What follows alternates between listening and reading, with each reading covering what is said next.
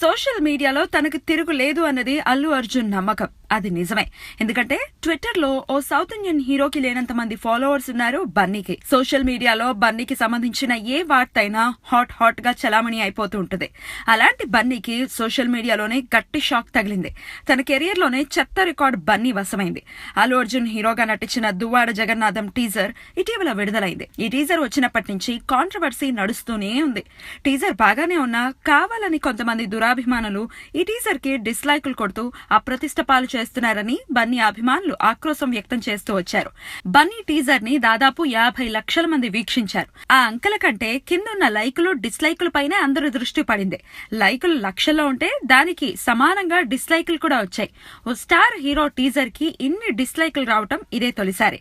అజిత్ నటించిన వేదాళం టీజర్ కి 70,000కు పైగా డిస్లైకులు వచ్చాయి. సౌత్ ఇండియాలో అదే చెత్త రికార్డ్. దాన్ని బన్నీ బద్దలు కొట్టాడనమాట.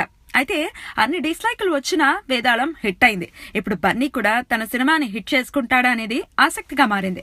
మొత్తానికి ఈ లైకులు డిస్లైకుల పోర్లో బన్నీ యాంటీ అభిమానులు గెలిచారు. ఇది బన్నీ ఫ్యాన్స్ కి డైజెస్ట్ కాని విషయమే.